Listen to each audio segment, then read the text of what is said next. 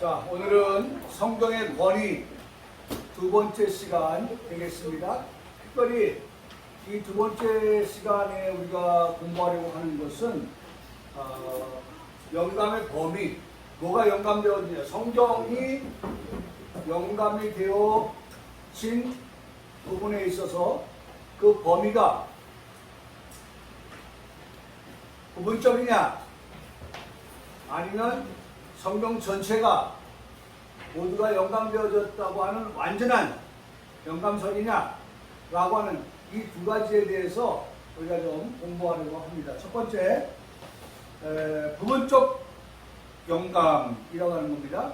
부분적 영감설. 그러니까 지금 우리가 성경에 반하여서 영감되어졌다라고 할 때 이 영감은 바로 성령, 모든 성경은 하나님의 뭘로요?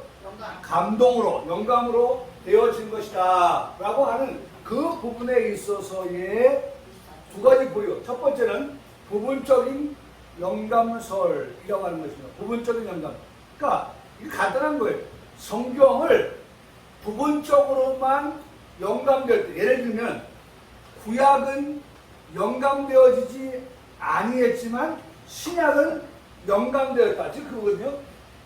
구약의 영감은 부인하지만 신약이 영감으로 인해서 기록됐다고 하는 것을 인정하는 그러한 사람들이 있다라고 하는 것입니다. 그러니까 부분이죠, 부분. 구약과 신약이 있는데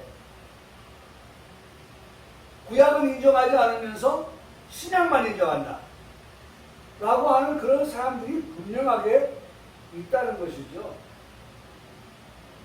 또 부분적인 영감설에 있어서는 도덕적으로 종교적으로 영감되었다라고 하는 부분은 인정하면서도 반대로 과학에는 오류가 있다라고 주장하는 그러한 부분적 영감설을 주장하는 사람도 있다는 것입니다. 중요하지 않으니까요. 그냥 그렇게 생각하고 그렇게 믿고 있는 사람이 있구나 라고 우리가 보면 되는 거예요. 자, 예수님께서 산상수훈 팔복이죠. 팔복에 대해서 말씀하는 그 부분에 있어서 영감되었다라고 말을 하지만 또 그 외에 대해서는 영감을 인정하지 아니하는 그런 것들. 예수님께서 말씀하신 건 분명해. 그러니까 그 부분은 영감이 되었다고 인정해. 그러나 그 외에 인정할 수가 없어 라고 하는 것, 그것이 바로 부분적 영감이라는 거죠. 그러니까 다 이게 사람마다 다른 거예요. 이게 보는 각도가. 요건 내가 볼 때 이런 부분적으로 인정할 거야, 인정하지 못하고 요런 부분에 있어서 내가 인정하고 인정하지 못할 거. 이것도 마찬가지죠. 저 그렇게 보는 거예요. 네 번째는 성경의 사상. 이 사상에 있어서는 역시나 영감되었다고 하지만 용어의 선택은 인간의 지혜에 의해서 써졌다라고 그렇게 주장하는 거죠. 그러니까 하나님께서 영감을 주어서 사상을 성경에 집어넣었다고 하지만 그러나 분명히 우리가 배웠듯이 사람에 있었다면서 사람에서 썼다면 그 사람이 전라도 사람이면 전라도 사람, 경상도 사람, 경상도 사람 이렇게 용어의 선택은 사람에 의해서 인간에 의해서 되어지지 않았겠느냐라고 하는 그러한 주장을 한다는 거죠. 그러니까 우리가 보려고 하는 것은 이런 것도 있다라고 하지만 이런 것들은 우리가 정통한 기독교에서는 어떻게 받아들일 수 없는 것이다 라고 하는 것을 말씀을 드리는 것입니다. 그렇다면 그럼 어떻게 뭘 받아들일 거냐? 바로 이걸 말씀하려고 해놓은 거죠. 부분적인 영감을 우리가 믿는 것이 인정을 하고 인정을 하지 않는 그런 것이 성경이 아니라 우리는 성경 전체가 신약이든 구약이든 무엇이든 간에 하나님의 말씀인 성경은 어떻게 완전하게 영감되었다라고 그렇게 믿는다는 거죠. 완전하게. 66권 성경 전체는 다 성령의 감동을 받아서 사람이 썼지만 그 사람도 쓸 때에 성령의 감동에 의해서 쓴 성경에 대하여 완전하게 영감되었다라고 그렇게 우리는 믿는다는 겁니다.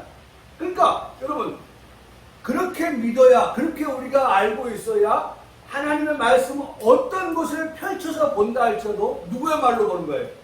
하나님 말씀으로 보는 거죠. 신의 말씀으로 보는 거예요. 근데 우리가 앞서 말씀드렸던 것처럼 부분적인 영감이라고 하는 썰을 우리가 믿는다고 하면 이거 혹시 인간적인 그러한 그런 것들로 인해서 쓰여진 거 아니야?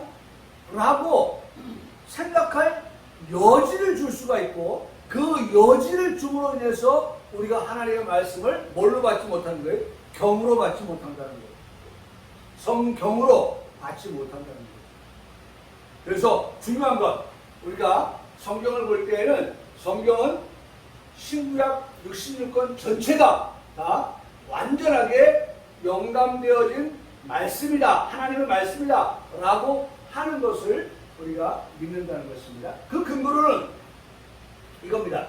예수님과 사도들은 어떤 난제를 해결하기 위해서 스크립처, 성경 혹은 성경들이라고 하면서 구약 성경을 인용하죠. 제가 늘 이 말씀을 드리잖아요. 예수님께서도 마귀에게 시험을 받으셨어요.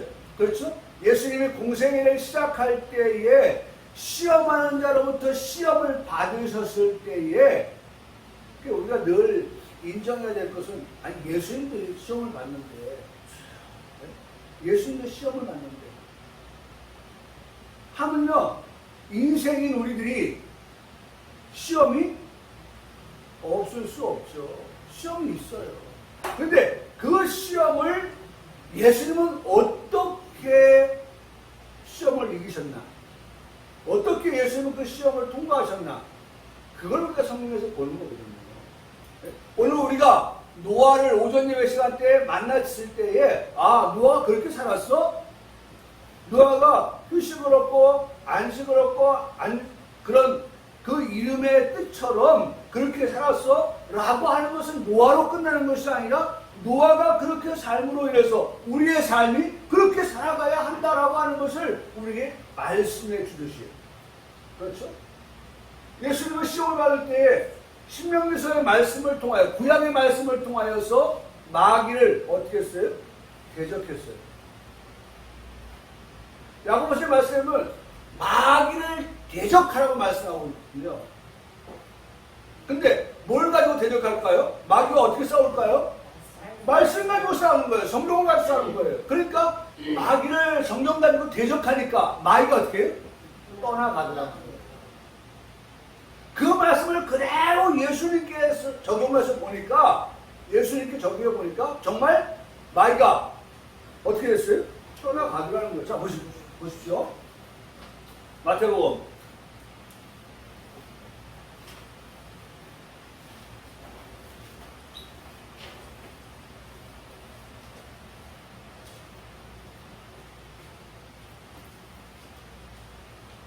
4장에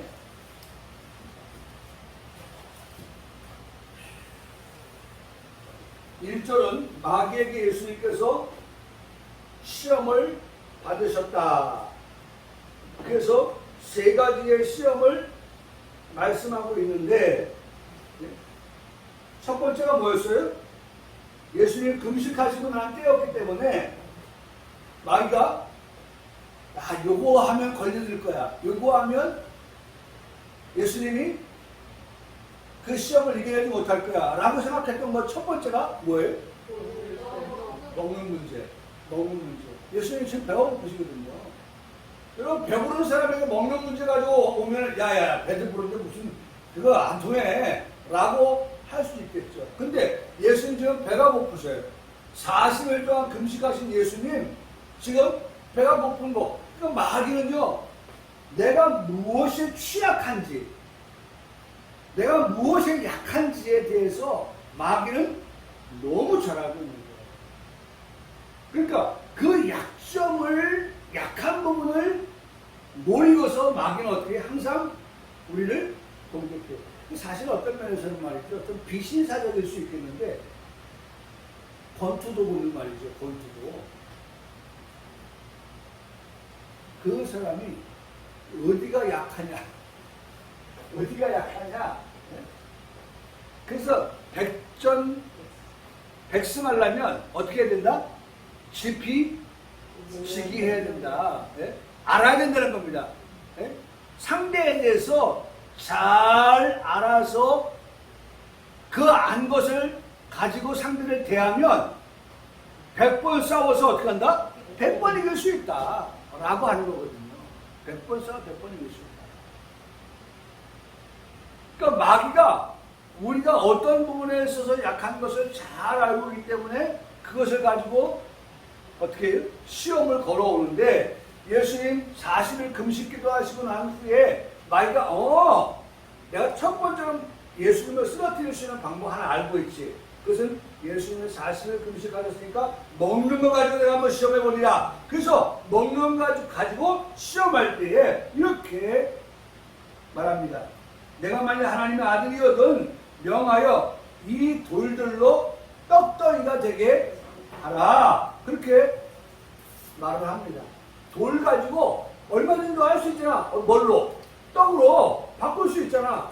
너 지금 배고프지? 배고프니까 떡 먹어. 자, 그런 시험이 왔을 때 예수님께서 여기 기억에 신명기 8장 3절에 나와 있죠, 성경에.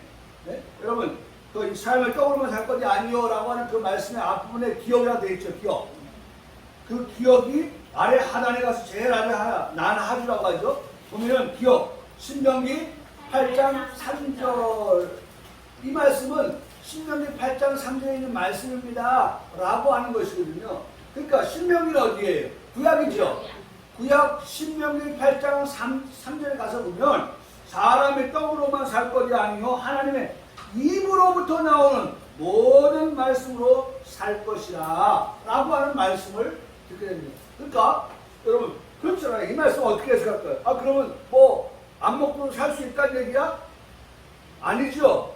안 먹고 어떻게 살아요? 우리 지금도 다 떡볶이 먹고 다 우리 뭐 해물 전골 찜찜인가 뭔가 먹고 다 먹고 한 지금 또 이 오후 예배 하잖아요. 안 먹고 어떻게 살아요? 중요한 건 뭐예요? 성경은 왜 이렇게까지 먼저를 항상 말씀하시거든요. 그 먼저가 뭐예요? 영혼이 잘 되는 거. 그 영혼이 문제예요. 네? 영혼이 잘 되는 거. 영혼이 하려고 범사, 강건, 이 세 가지 말씀하잖아요. 세 가지. 그러니까 지금 여기는 말씀, 사람이 떡으로만 살 거예요. 떡으로만 이 말은 떡으로도 살아야 된다 이 말씀을 하거든요. 떡 먹어야 된다는 말씀도 하는 거예요. 떡 안 먹어도 된다 그 말이 아니라 떡 먹으면서도 살아야 되는 것은 그 육체이기 때문에 그렇다는 것을 말씀하거든요. 그런데 그 다음 말씀에 보면 하나님의 입으로부터 나오는 모든 말씀, 그 모든 말씀은 디모데후서 3장에 보니까 모든 성경은 그렇게 말씀하고 있잖아요. 모든 말씀, 모든 성경. 모든 말씀, 모든 성경으로 살 것이다. 살 것이다. 라고 말씀합니다. 그러니까 여기 보세요. 예수님이 지금 신명기서 8장 3절의 말씀을 인용했다고 했죠.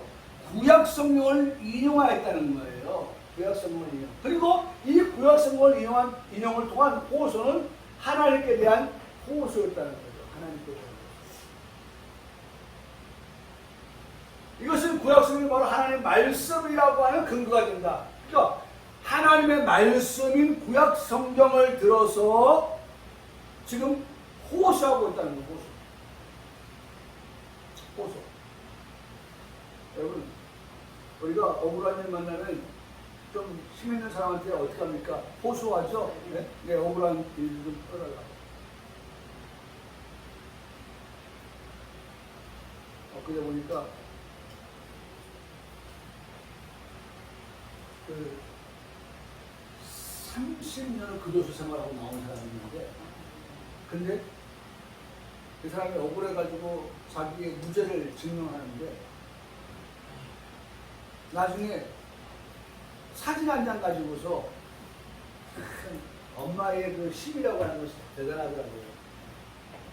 아들이 이제 그렇게 됐는데, 엄마가 어떻게든지 그 아들의 무죄를 주장하려고 하는데, 그 엄마의 그 장점이 뭐냐면, 어디를 가면 꼭 인스타를 올리는 거예요. 사진을 찍는 거예요. 근데 마침 어떤 사진을 보니까 아들이 범죄를 저질러갔다는 그 시점에 아들이 그 사진의 저 뒤에 있는 거예요. 엄마가 그걸 찾은 거예요. 그래서 그거 사진을 가지고서 우리 아들은 죄를 안 졌습니다. 그때 우리 아들은 그 범죄 현장에 있지 않고 거기서 112km가 떨어지는 곳에 파티에 이렇게 참석했던 것을 여기에 사진에 찍혀 있습니다. 라고 주장을 해가지고 무죄가. 근데 이미 뭐 벌써 아들은 형을 다 사고 나왔네. 물론 나중에 부끄러웠던 보상을 받았지만은 어마어마한 거예요.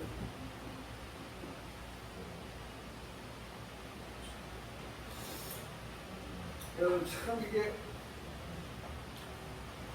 구약 성경이 바로 하나님의 말씀이라고 하는 근거가 된다. 근거. 그러면 그리고 이런 인용 속에서 구약 역사서가 포함되어 있으므로 역시나 구약 성경도 여기 신약이라고 하면 이 구약 성경도 어떻게 완전한 영감의 체계. 그래서 아까 우리가 앞에서 말씀을 보았지만은 여기서 구약은 영감이 되어지지 않았다고 부인하지만 신약은 영감되었다고 인정하거든요. 근데 여기서 지금 또 바로 넘어와서 그게 아니다. 신약도 구약도 모두가 다 뭐예요? 영감이 되어진 하나님의 말씀 성경이다 라고 하는 것을 말씀하고. 자 보세요. 우리 지금 요 2번을 보시면 우리 지금 오전에도 계속 뭐하고 있어요? 히브리서 하고 있어요. 근데 히브리서에서는 구약을 하나님의 말씀, 그러니까 히브리서는 구약을 많이 인용하고 있거든요. 그 말씀 즉 성령의 말씀으로 계속해서 인용하고 있다라고 그렇게 말합니다. 그러니까 우리가 신약의 히브리서를 보지만 신약 그 오늘도 우리가 오전에 말씀이 어디 갔었어요? 창세기 6장으로 갔잖아요. 네? 창세기 6장에서 누굴 만났어요? 노아를 만났잖아요. 그러니까 히브리서에는 그와 같은 말씀, 구약의 말씀을 가지고서 그렇게 인용을 하고 있는데 그 모든 말씀이 영감이 되어진 구약의 말씀이기 때문에 그렇게 성령으로 기록되어졌다라고 하는 것을 우리가 인정한다는 것입니다. 다 인정하는 거 우리는. 구약도 인정하고 신약도 인정한다는 거예요. 뭘?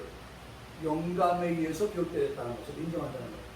베드로, 신약의 인물이죠. 바울, 신약의 인물이죠. 베드로는 바울 서간을 구약의 영감된 문서와 같이 영감된 것으로 그렇게 본다는 거예요. 그러니까 베드로는 바울의 그 성경을 다 어떻게 영감된 것으로 인정한다는 거예요. 또 바울은 구약에 포함된 모든 성경이 영감되었다고. 그러니까 우리가 알고 있는 위대한 사도들, 베드로 사도, 또 바울 사도, 그 위대한 사도들도 베드로는 바울은 그 구약의 모든 것들을 하나님의 말씀이라고 그렇게 인정하고 말씀을 인용하고 있다는 것이죠.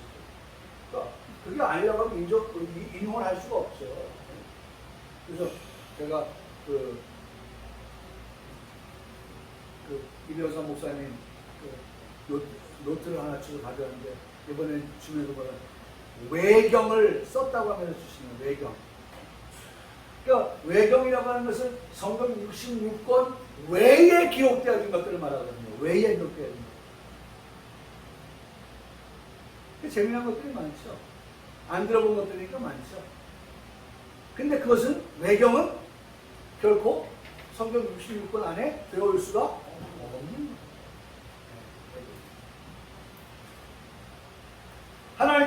사도와 선자들에게 하나님의 말씀을 전하도록 그들의 입술에 말씀을 주었다고 하고 있다. 그래서 보면 하나님은 항상 사도와 선자들을 통해서 입술에 뭘 줘요? 말씀을 주셨다. 여러분, 우리가 가지고 있는 교재에 보면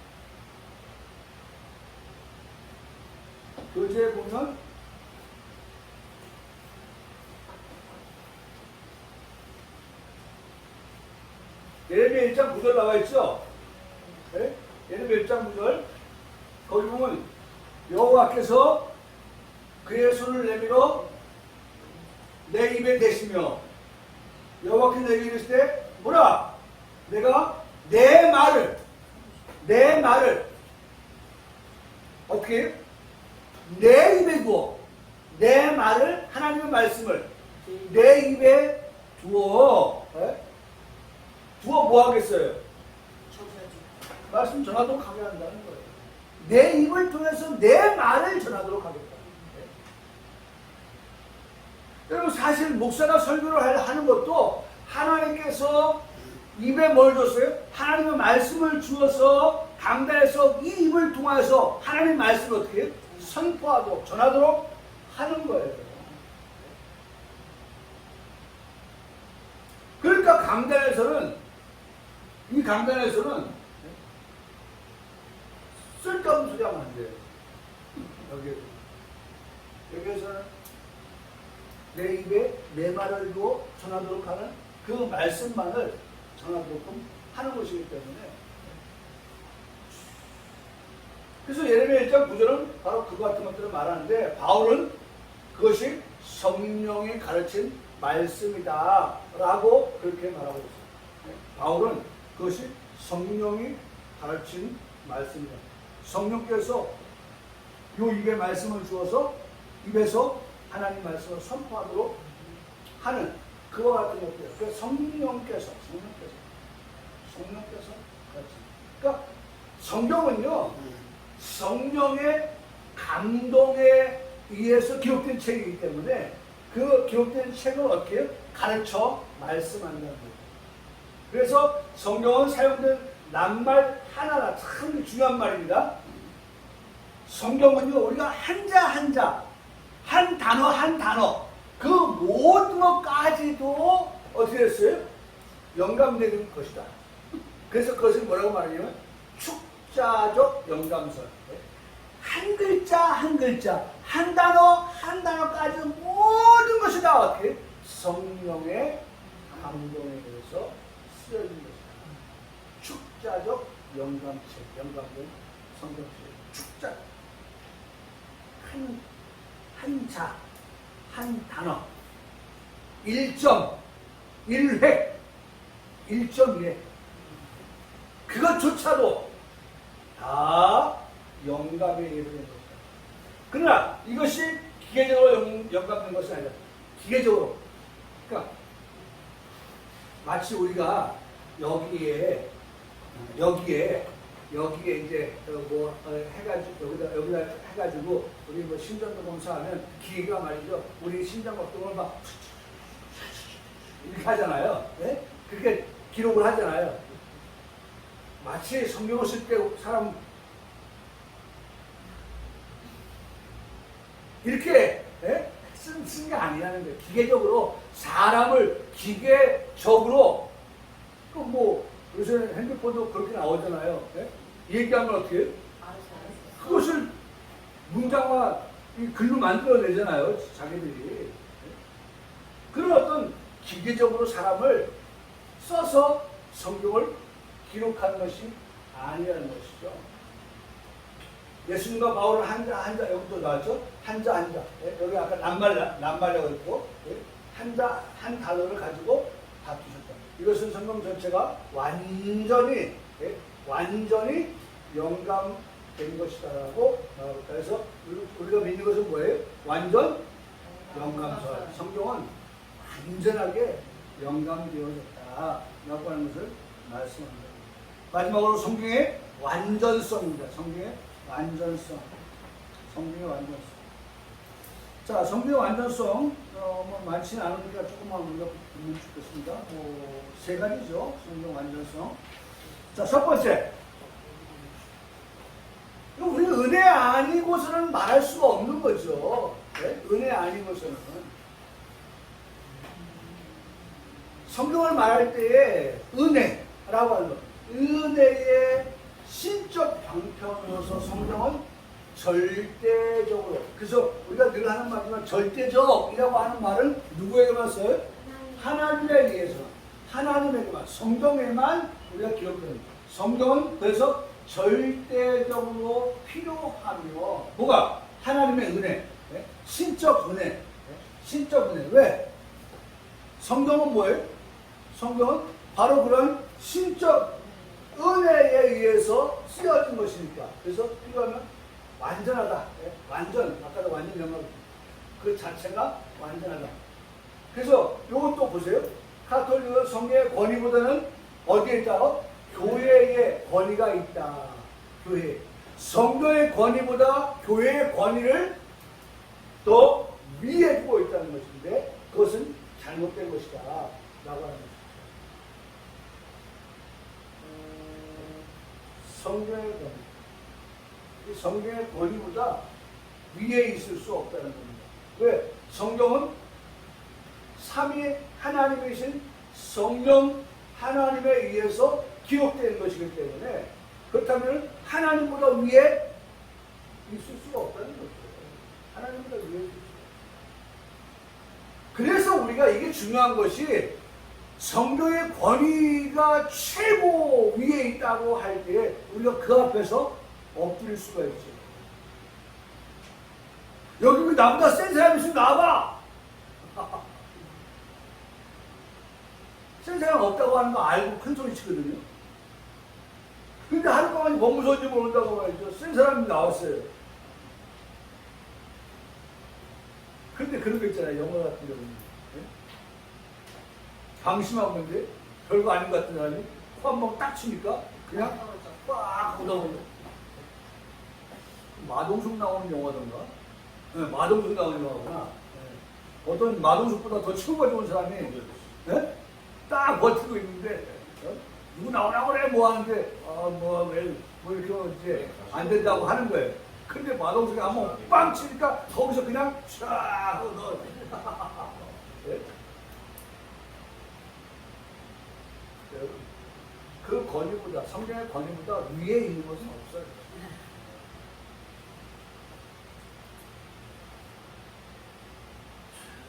두 번째, 하나님의 백성의 마음속에 역사하는 성령의 내적 조명. 이게 중요하죠. 성령의 내적 조명. 우리 안에서 늘 그 내적 조명이 뭐합니까? 하나님의 말씀의 진리를 생각나게 하고 그 조명이 우리가 그 말씀을 어떻게 기억하게 해서 조명이 비치는 거잖아요. 조명이. 자, 여기 채미식사에서 조명이 쫙 비치면 다른 사람 다 어두워서 안 보이는데 주인공처럼 보인단 말이에요. 성령의 조명에 하나님의 말씀을 비춤을 통하여서 우리가 어떻게 합니까? 그것을 보게 되는 거예요. 그래서 내적 조명이 성령의 말씀을 성령보다 더 높이는 것도 잘못이며 성령보다 더 높이는 것. 더 높이는 것도 잘못이며 성경은 그 권위가 영가될 이 영가라고 하는 단어를 제가 한번 찾아보니까 왠지 영가 이 지은이가 네? 아 영감이에요? 네. 아 그럼 그렇죠. 이게 제가 타자치면 잘못 영가 내가 찾아봤거든요. 영감이 뭔가 하고 찾았는데 영감은 좀 불교 냄새가 나더라고요. 네, 제가 찾아봤어요. 영감 제가 이걸 해석을 하는데 좀 어려워. 그래서 영가 그 본래 영가되는 것이 그 영가 한번 찾아보세요. 거기 보면 불교 용어처럼 나와 있어요. 정확 찾아보지 않았는데 거기에 있죠. 스님들도 나오고 막 그러더라고. 거기 보니까 영감이에요. 영감. 네, 영감. 성경은 그 권위가 영감된 하나님의 말씀, 영감된 하나님의 말씀인 그 성경 그 자체에 있는 겁니다. 권위는 우리가 그 성경에가 권위를 부여한다고 해서 부여된 게 아니라 성경 자체는 성령의 감동으로 기록된 것이기 때문에 그 자체가 성경 자체에 뭐가 있다는 거예요? 권위가 있다. 우리는 이 사람이 나를 인정해 줄 때 내가 그 권위가 있어지는데 성경은 스스로가 뭐예요? 권위가 있다.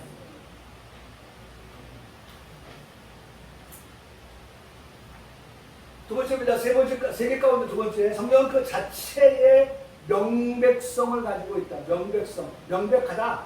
성경은 인간이 다 이해하기 어려운 신비로운 진리들이 있다. 그러니까 성경은 명백한데 인간은 그 진리를 명백하게 알지 못하는 경우들이 많다는 거예요. 어떤 때는 아주 신비로운, 어렵고 신비로운, 이거 하나님 말씀인 건 내가 분명히 읽겠는데 이게 무슨 말이지? 이게 무슨 뜻이지? 네? 성경은 분명히 뭘 말하고 있어요? 명백하게 말씀하고 있는데 인간이 그 명백한 성경 말씀을 어떻게 따라가지 못하는 거예요. 알지 못하는 거예요. 네. 베드로 후서 3장 7절 나와 있죠. 네. 거기 말씀이 이거예요. 거기 뭐라고 말씀하니까 또 모든 편지에도 이런 일에 관하여 말하였으되 그 중에 알기 어려운 것이 들어있으니 성경은 아까 뭐라 했습니까? 명백하다고 그랬죠? 네. 그렇죠? 여기 명백하다고 그랬어요. 그런데 여기서는 베드로 3장 16절은 뭐라고 말씀했어요? 알기 어려운 거 들어있다. 누구의 관점에서 본 거예요? 인간의 관점에서 본 거예요. 하나님은 명백하게 기록하고 있는데 인간이 명백한 성경을 알기 어려운 것으로 네? 더러있다는 것은 조금 있다는 거잖아요. 네? 조금 부었어요. 그렇게. 근데 보세요. 중요한 말씀이 그 다음 나옵니다. 그러니까 더러있는 명백하지 못한 알기 어려운 그러한 성경은 어떻게 됩니까? 우리가 더 묵상하고 더 기도하고 하나님 앞에 뭐라고 기도해요? 하나님 이거 알지 못하겠어요. 분명히 이 성경은 하나님의 감동으로 성령에 의해서 기록한 것으로서 분명히 우리 인간에게 알도록끔 쓰셨는데 명백한 그런 성경인데 우리가 지금 알지 못합니다. 알기 조금 더러운 어려운 것들이 있습니다. 하나님 이것을 내가 모르면 안 되겠습니다. 하나님 저에게 알려주세요. 라고 기도하고 묵상하고 계속 묵상하고 그렇게 하나님 앞에 해야 되는데 인간이 어떻게 했어요? 지금 말씀 오니까 예? 무식한 자들과 굳세지 못한 자들이 다른 성경과 같이 그것도 어떻게? 억지로 풀다가 어떻게 됐다는 거예요? 스스로가 멸망에 이르게 되었습니다. 하나님께서 성경을 우리에게 주셨을 때에 멸망하도록끔 주신 거 아니잖아요. 네? 아니 예를 들어서 오늘 노아를 생각해봐요. 노아가 방주를 짓는 일이 노아가 할 수 없는 일이었다고 하면 하나님께 노아에게 방주지라고 했겠어요. 할 수 있으니까. 달라붙어가지고 다 지은 거예요. 그러니까 하나님께서 할 수 있는 것을 아시고 할 수 있게끔 예를 들어서 선악을 따먹은 선악과의 문제도 하나님께서 어떻게 해요? 사람에게 아까도 기계적인 것을 말씀드렸죠. 기계적으로 아니야 이거 먹으면 안 돼. 하나님께서 먹지 말라고 해서 안 돼. 네? 로봇처럼 그게 아니에요. 하나님께서 사람에게 뭘 줬어요? 자율성을 준 거예요. 자유의지를 준 거예요. 선택의 자유. 먹을 수도 있고 안 먹을 수도 있는 거예요. 그런데 우리가 힘에서 지금 11장을 말씀 보니까 믿음으로 살았던 사람들은 다 뭐예요?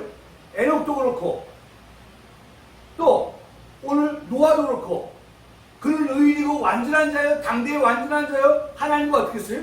동행한 자가 그랬잖아요. 동행한 자. 믿음으로 살았던 사람들은 다 하나님과 동행했단 말이에요.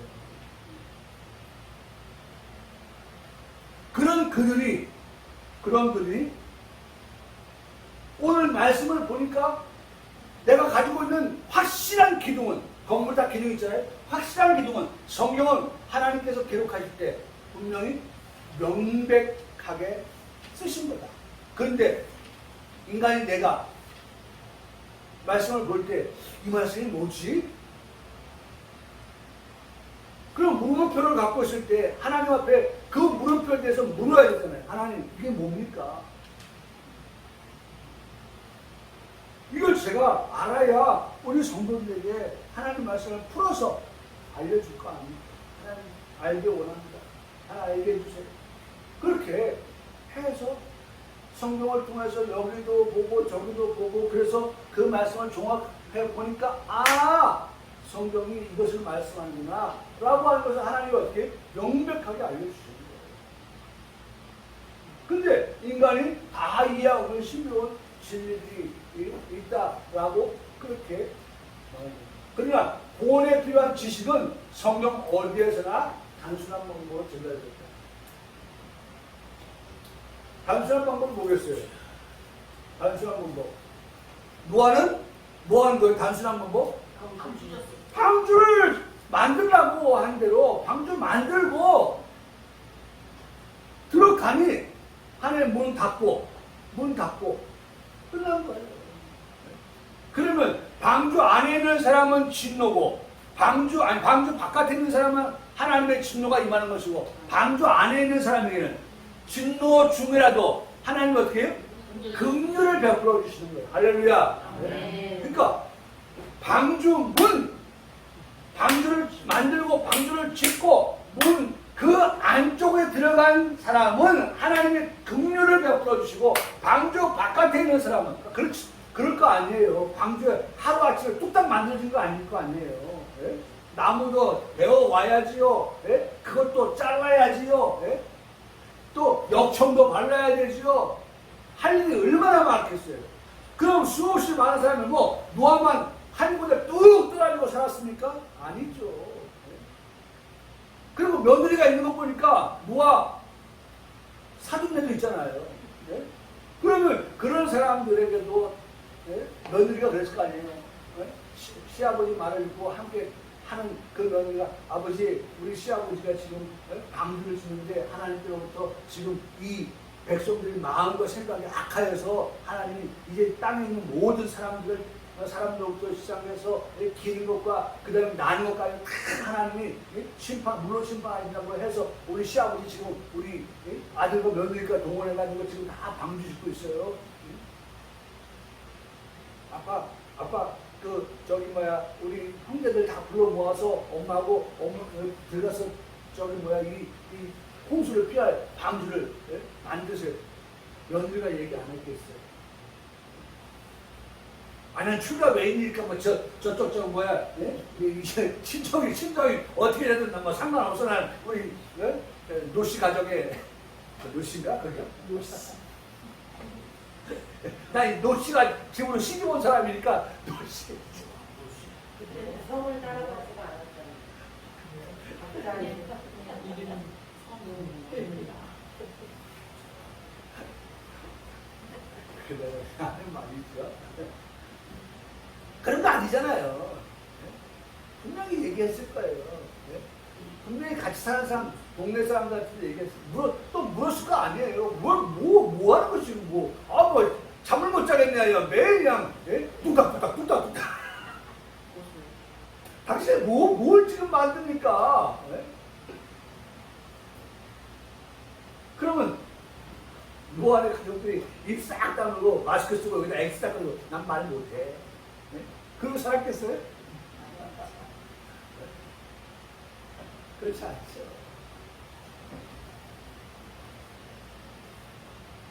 여러분, 우리의 구원은요, 성경 어디에서나 단순한 방법으로 준행하면 단순한 거예요. 방주 만들어라. 방주 만들면 되는 거예요.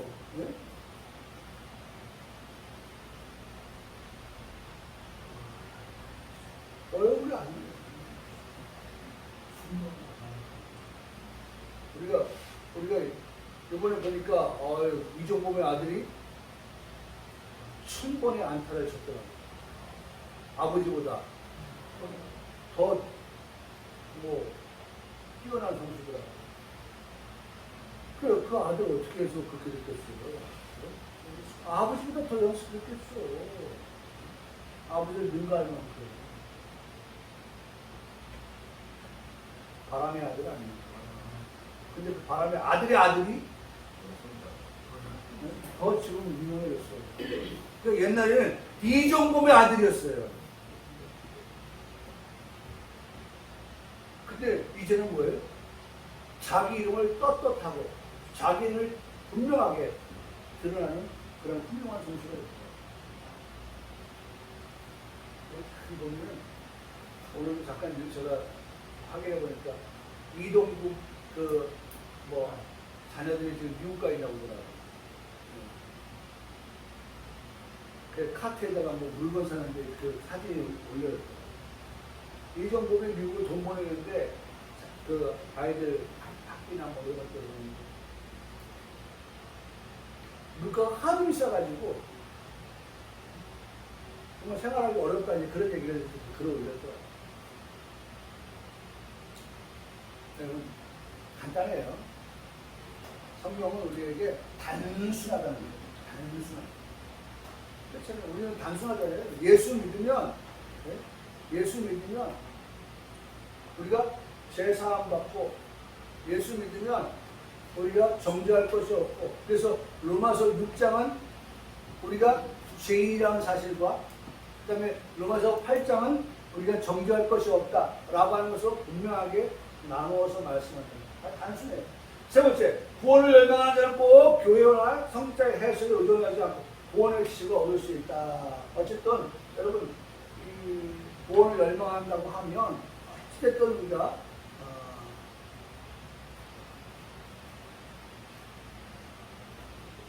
구원에 대한 지식을 얻을 수 있다는 거죠. 어디서? 성경에서. 마지막으로 성경 그 자체가 충족성을 가지고 있어요. 아까는 뭐였었어요? 명백성. 네? 그렇죠? 명백성.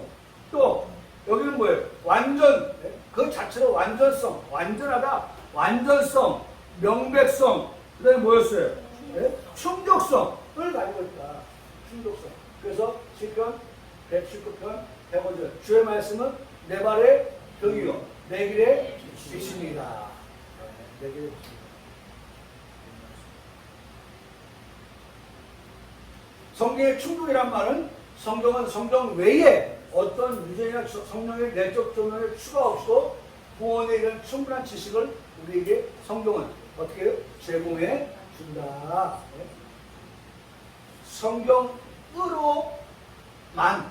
성경으로만 우리에게 충분한 구원받는 지식을 어떻게 제공해 준다.